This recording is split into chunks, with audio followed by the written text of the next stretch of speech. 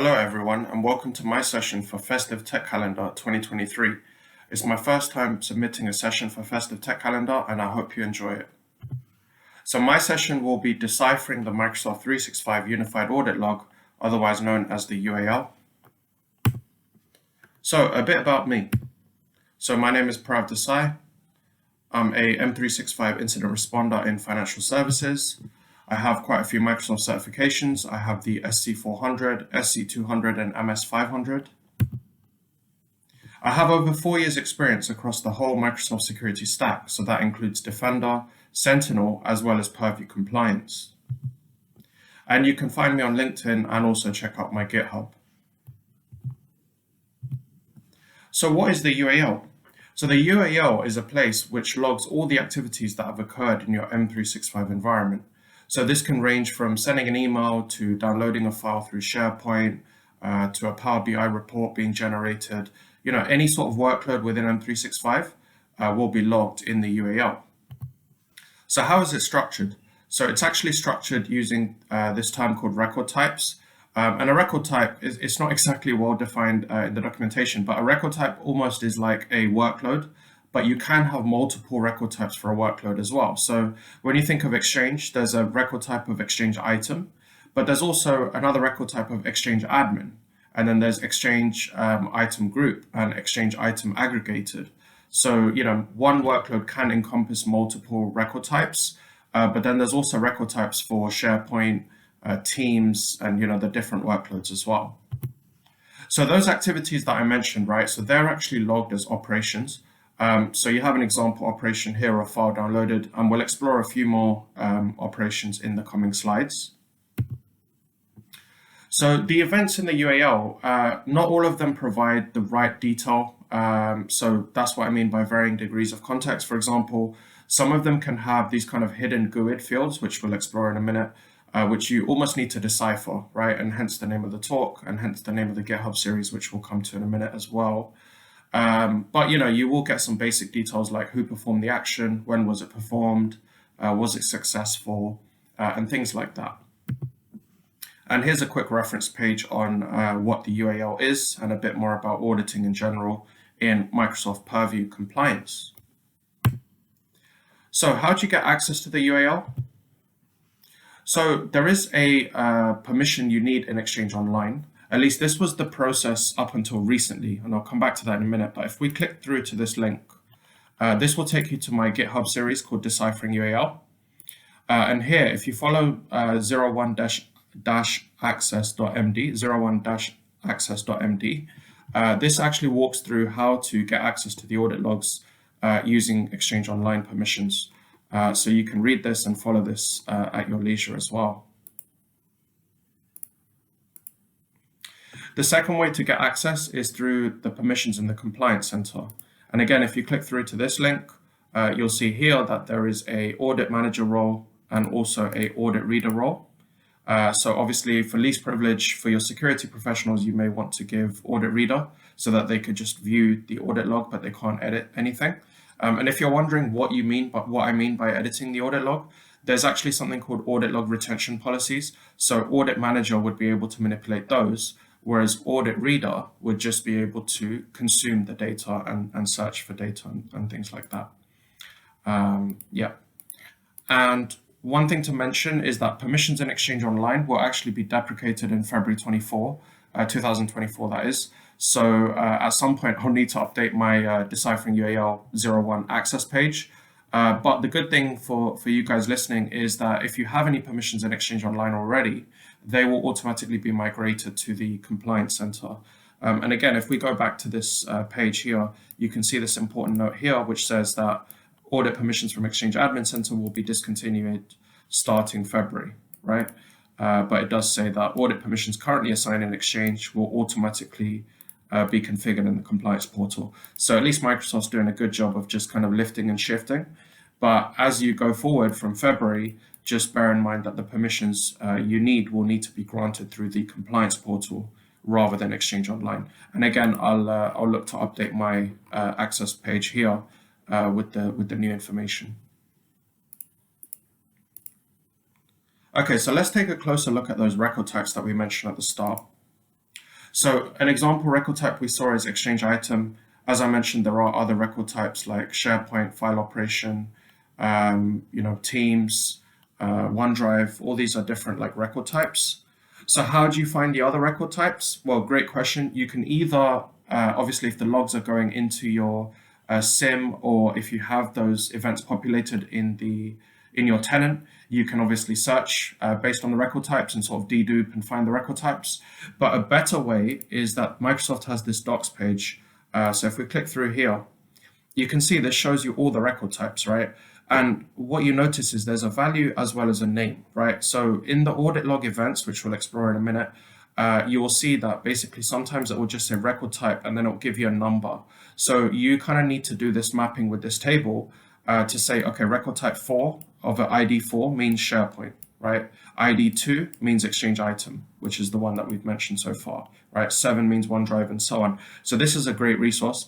And again, you could ingest this into your third-party SIEM or Sentinel as a watch list, and then automatically do the lookup so that when you have the audit event, you automatically get the meaningful name of the record type and not just the ID. So operations. So as I mentioned at the start, an operation is a type of activity that occurred in M365, right? Now, the operations will vary depending on the record type. Obviously, an exchange item would have an operation, let's say like send, delete, forward, these kind of operations. Forward actually isn't one, that's a mistake, but we'll explore forwarding towards the end. But you can have operations like file downloaded, right? So file downloaded would be an operation in the SharePoint record type. But then you wouldn't expect to get that in, for example, a exchange item, right? Because file downloaded is specific to a SharePoint. So that's what I mean when I say operations vary depending on the record type. Not all operations will occur in all record types, right? Because the operations are almost grouped by the record type. And as we go through this, hopefully it'll make more sense to you. But here's an example operation, right? So add role group member.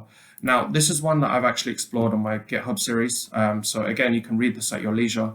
But in short, add role group member is basically the operation logged when a new member is added to an Exchange role group, right? And the good thing here is I've got a screenshot of how the audit event would look like. So you can get an idea of the fields, right? So you can see, for example, the creation time. So when the event occurred, you can see the operation. You can see the result was true, so this was successful. You can see the object ID. And then you can see some things like parameters, which have these GUIDs, right? And we'll come back to that because that's the whole deciphering element. But this gives you an idea of how that operation looks like. And that's just one example of an operation. We also have the new role group. Again, this is another one that I've covered on my GitHub series. So new role group is an operation logged when a new role group is created in Exchange Online. And again, there's a screenshot and you can go through and read this to better understand the audit event for this operation. The third one, again, linked to my GitHub, is new tenant allow block list items. So this is an operation logged when an admin adds an entry to the tenant allow block list in the Defender portal. I won't get too deep into this. Again, you can read this article to kind of understand what that means. But in short, the tenant allow block list basically will let you specify which which emails containing specific URLs can either enter the organization or not enter the organization. And then you also have file accessed. So file accessed, this is not one that I've covered on my GitHub, but we're just looking at the Microsoft Docs here. And you can see the description, right? So it's a user or system account accesses a file. Once a user accesses a file, the file accessed event isn't logged again for the same user for the same file for the next 5 minutes. So that tells you that if this operation was to occur, this is the activity that's gone on in your environment. And then you also have case added. So case added is specific to e-discovery. And maybe in the future, I'll do a talk on e-discovery since I've been diving quite deep into it this year. But case added in short, basically will log when a e-discovery case is added. And it will give you things like who added the case, what the case name was, and things like that. And then there's also a handy reference page, which is this audit log activities, which basically will break down all the activities based on the different workloads. So the one we explored just now was file and page activities. e-discovery, but you can see, for example, there's Defender Experts activities, right? Teams activities, etc. And if you click through to any of these, there'll be either a detailed page here, or in some of them, there'll be a table which shows you the operations and the description. So worth checking out. And one thing I would say, if Microsoft are reading, is it would be handy for this, for example, file access, to have like some details as to what valuable data is actually in those operations. Similar to kind of what I've done on my GitHub with this screenshot, it would be great if they provided that information as well. Yeah. So how can you search the UAL? So there are actually 3 methods. So the first one is using Purview Audit. So if we look at this screenshot here, this is within the native compliance portal, right? So this is kind of like the GUI interface. So you can specify your date and time range. You can search keywords, friendly names, operation names, right? That's the one I've mainly been using with my GitHub series. Record types, you can give the search a name. Searches will persist in this portal for 30 days. So maybe you want to give it a name relating to a specific reference that you're doing the search for. If it's for a security incident, maybe you'll have an incident ticket number, things like that. The users, the file folder in sight, and the workload. And again, as we mentioned, record types and workloads are, for the most part, interchangeable. But sometimes you may wish to just do the workload because multiple record types can encompass the same workload. But yeah, that's the Purview Audit way of searching. And then you also have PowerShell, right? So through PowerShell, and I have an example of this here, you basically need to connect to Exchange Online. So that's what this first line is here, right? So if I just switch to laser pointer, so you can see this first line here, connect to Exchange Online. Show banner false just basically hides the sort of annoying banner that presents when you connect. But then you can see the command that you need to run is search-unified audit log. You specify a few parameters like start date, end date. You can do operations and you can do record type as well. So in this case, I'm searching for the set tenant allow block list items operation within the Exchange admin record type. And then you can see the output here, right? So it gives me the record type, the creation date, user ID, the operation, and then audit data. And this audit data is basically the same as that screenshot that I showed you from my GitHub page, but just in a PowerShell view. And again, you can export this to CSV, TXT, etc. If you want to as well. Advantages of using PowerShell, what I found is it's much quicker because in the Purview portal, it can sometimes take some time because the search needs to be queued, then it needs to process, and then it finally completes. Whereas in PowerShell, you kick off the command and you pretty much get the results within a minute or 2. I haven't really seen it longer than that. So that's one advantage to using PowerShell. And the same permissions you need to get access to the UAL will be the same permissions that you need to search PowerShell because again, it's through Exchange Online. Eventually, when they move it into the Compliance Center, I'm not sure exactly how that will work because you still need to connect to Exchange Online. But for now, if you do everything within Exchange Online, then you can also search it through PowerShell. Okay, cool. So let me just switch off the laser pointer. Right. And then the third option to search the UAL is through a SIM. So what you can do is you can send your unified audit log data to a SIM, be it Sentinel or a third-party SIM through the API. And then obviously you can perform your queries. So you could have like indexes or tables, and then you could have operation equals and so on, and basically build out your queries and your detections accordingly as well. So let's actually take a look at an example of deciphering, right? So the Exchange role group, for the add role group member operation, this is an output of the parameters, right? So you can see that the name of the identity is just this 403C6E5F, right? What does this mean? Nobody knows. But if you actually use Exchange Online PowerShell, you can see that when you run this command of get role group and then that string, you'll get much more details, right? So you get the name of the role group, you get the roles associated to it, as well as a description. And again, add role group member is something I've covered on my GitHub series. So here's the page to that. So click through and feel free to read that at your leisure. Second example, when you send an email, you automatically have to, based on your information protection policies, when you send an email, you may have to classify that email, right? And typically most organizations will have some default label that automatically gets applied. But obviously if it's higher sensitivity, you can change that label. So this occurs, for example, in the send operation.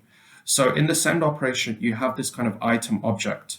And if you look, you can see the sensitivity. Let me just get the laser pointer. Sensitivity, right? Again, DEFA 4170, right? What does this mean?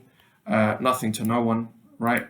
So if you use, in this case, security and compliance PowerShell, if you remember in the previous example, we were using Exchange Online PowerShell. This time you need to use security and compliance PowerShell.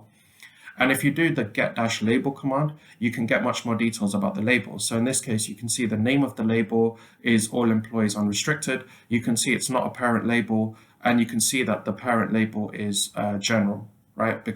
So the way to interpret this is there's a parent label called general, and then there's a sub-label called all employees, which corresponds to DEFA. So you can see that this email that was sent, Isaiah, can you send me money, please, was classified with an all employees unrestricted label.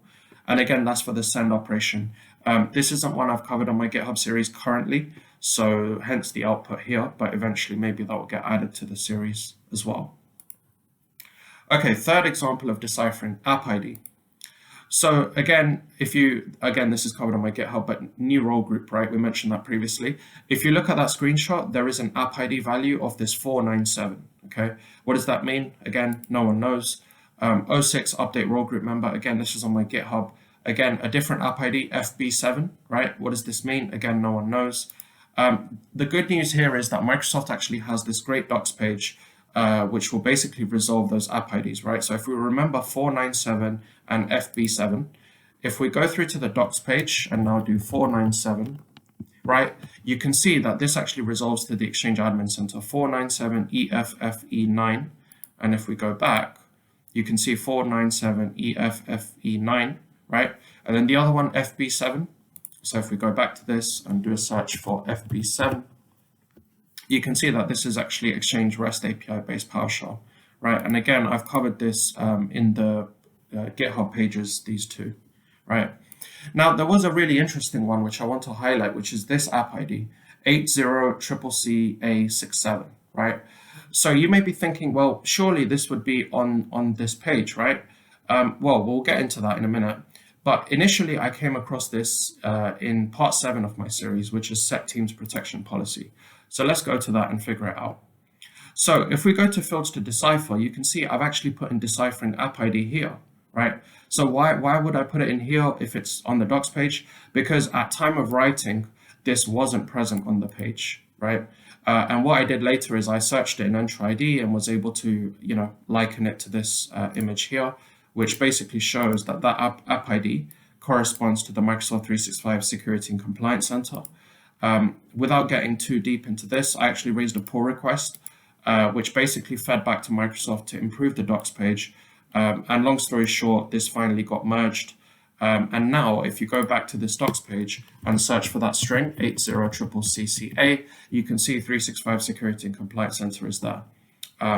So this just shows you that you can also, improve Microsoft Docs and auditing by feeding back to them and raising pull requests like I did, because this entry wouldn't exist here if not for my pull request. So just something to mention.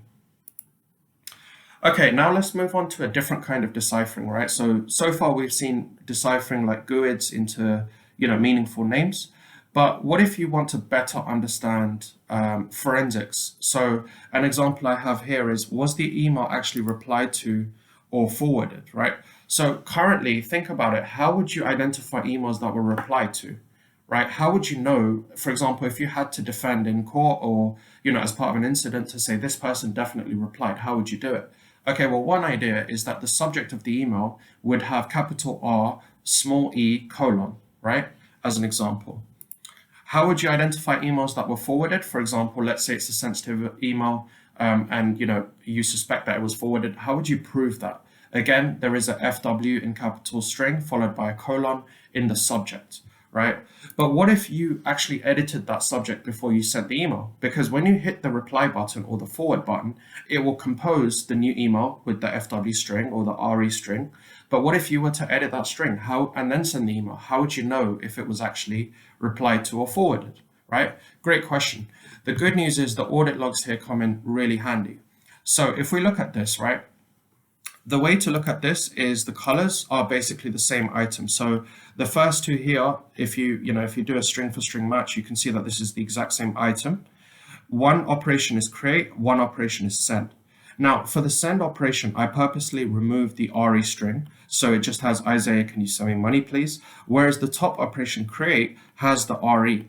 And this can't be edited because what happens is when you hit the reply button, it will launch the create event. And when you hit the forward button, it will launch the create event. But then when you actually send the email, it will log the send event, right? So what we can determine from this is that when the email was sent, the person edited the subject, but actually this was a reply, right? And the bottom two, again, this string is a like for like match with this string. And similarly, you can see that for the create operation, the FW string is captured, right? So long story short here is if you see a send operation, look for the corresponding create operation because that will reveal if the email was actually replied to or forwarded. Okay, so, oh yeah, so this was an interesting one. So obviously the Deciphering UAL series has been going on for quite a while now. And it looks like maybe even Microsoft is taking note of it, right? Here's a snippet of a screenshot, and this is the article in question. So if we click through to this was an article that came out towards end of October, where now they're allowing you to audit the deletions of Exchange Online public folders. They're guiding you on how to do the search, again, using the native method. But if you look at this screenshot, right, what do you notice? Well, I can notice that they're calling out specific fields, right? There's an arrow, they're highlighting things. And they're also, for example, mentioning the key fields, right? Like operation, creation date, user ID. So, I'm not going to say they copied me, definitely not, but maybe they took some inspiration on key fields and how to showcase it. And the one thing that I do like with this operation, because obviously this was something new, is you not only have the ID, which you can see this LG string here, but you also have the name, right? So that then saves you deciphering it. And, hopefully not, but eventually if Microsoft were to just put in the meaningful names for all the audit logs, then maybe there wouldn't be a need for deciphering them, and then it would put the Deciphering UAL series out of service. But until then, we move, and I'll keep deciphering and aiding the investigative efforts that your security operations team will need to do. So hopefully you can learn. But good to see Microsoft taking a first step through this article. But it's a shame they didn't do it for the second example, so maybe there's no consistency here. For example, here it would have been helpful for them to highlight some key fields as well. But yeah, so that was just something interesting that I noticed as well. So if you're new to this, right, what can you do? So firstly, look at your own behavior, right? So whether this is in your corporate tenant or if you have a personal tenant, after you send an email, look at the logs like half an hour to an hour after and look at that operation, because you will know exactly what you did when you sent the email, right? And you will almost start to build up your own mapping, and then vary the properties. So if you sent an email with a particular sensitivity, send another email later that day with a different sensitivity, and then you'll see the sensitivity property change, and then, you'll start to understand the logs that way as well. If you want to take it one step further, if you have a demo tenant or if you have permissions in your work tenant, conduct your own scenarios, right? So sending an email is an easy one. You could also upload a file to a SharePoint, rename a file, download a file, delete a file, all these kind of things you could do in a, just a legitimate manner, just a testing purpose kind of thing. And then look at the logs. And again, you'll know exactly what you did. And then you can almost build up your own dictionary on how to, interpret the logs better as well. And if you want some ideas, follow along with my GitHub series. I've covered like Exchange admin, so role group creation, adding people to a role group, replacing members of a role group, modifying the team's protection policies, adding a tenant allow block list item, and plenty more is on the way as well. So you can keep an eye on the GitHub series and follow along as well. But yeah, thank you for listening to my talk. I hope you enjoyed it. Hope you learned something new. And if you have any feedback or questions, feel free to hit me up on LinkedIn. The link to that is in the first slide. So thank you for listening, and see you guys next time. Take care. Bye.